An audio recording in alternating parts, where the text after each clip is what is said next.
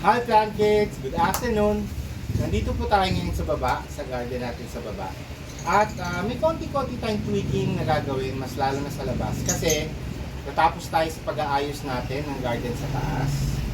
At meron tayong mga nakuha doon. Tinanggal ko kasi yung mga patungan doon na iba. At pwede na natin siyang ma-utilize dito sa baba para mas maging maganda ang ating arrangement. Okay? So, samahan niyo ako ngayong araw.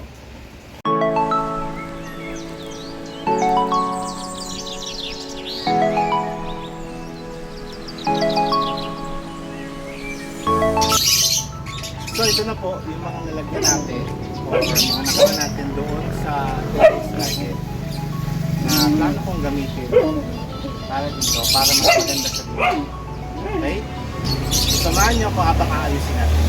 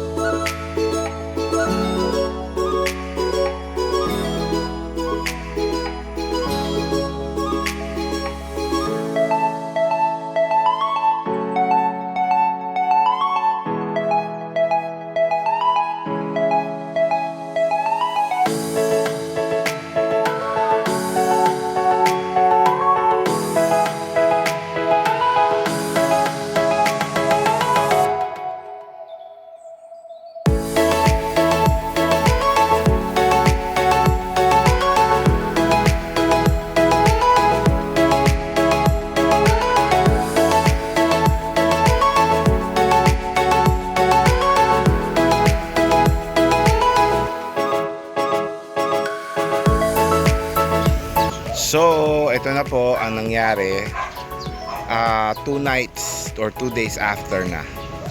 So, yan na po yung itsura ng bago nating ayos pagkatapos nating ayusin yan, di ba? Yan yung ating arrangement na bago. Ayan, para siyang pa-diamond. Ayan. Ayan.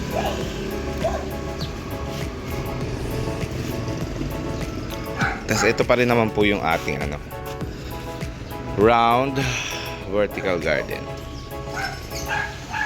Doing great, doing fine. Tapos yan, hindi ko na lang po na video, pero ito naman po yung ginawa ko dito. So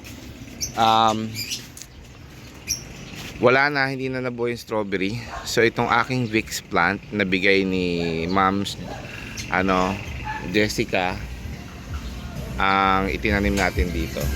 Siguro maglalagay pa ako ng ibang plants, bahala na ko ano. Tapos ginawa yung isang linya dito, medyo inurong-urong natin. Nagpasok tayo ng mga ibang plants diyan. Ayan. Katulad nito, inilagay na natin diyan. Tapos may pinasok pa ako isa, ayun yung mga tea plant, dalawa pala, isa dalawa. Okay, tapos dito sa section na to binawasan natin, tinanggal na natin yung mga wala na naman laman. Tapos ayan, ito binaba natin dito. Meron na po tayong dalawang parang mini pond. Yung dalawang batsa nilagay ko dyan. O, di ba? Medyo nakaangat ng konti. Tapos nandyan na yung ating mga anong tawag dito? Mga guppies sa loob niyan. Tapos yung mga ibang itong Korean tree natin, nilagay natin dito, tinanggal na natin dito kasi ayokong may parang ayokong may shade yung mga pond. Okay? Tsaka mas maganda yung pasok ng araw dito. Ayan. Tapos ito medyo nailabas natin, mas magandang facade. Actually from here mas maganda ang dating niya. Tapos dito sa likod, ayan. Ito itinayo natin ng konti yung ating saloon. Yan, nakatayo na siya. Tapos inalis na natin sa paso yung ating palmera. Yan, tapos inano natin ng konting lupa. Okay, yan lang naman yan dyan.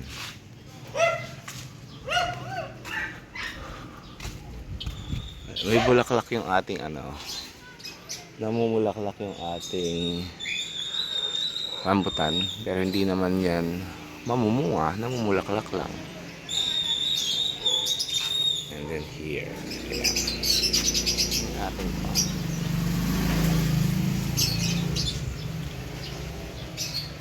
yung mga water lettuce na yan, bagong dating po yan. Okay, plano ko sanang magdilig, pinag-iisipan ko pa. Ito, yung isa ko pinag-iisipan kung ikakabit ko din dito. Doble siya, bali dalawa nga siya, diba? Ito yung pangalawa dito, pag ganun. Yan yung pinag-iisipan ko pa. Ito palang bromeliad natin, tinanggal na natin sa paso at itinanim natin siya.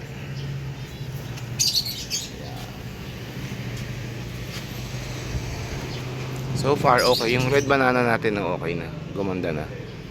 So sayang kasi natin dito.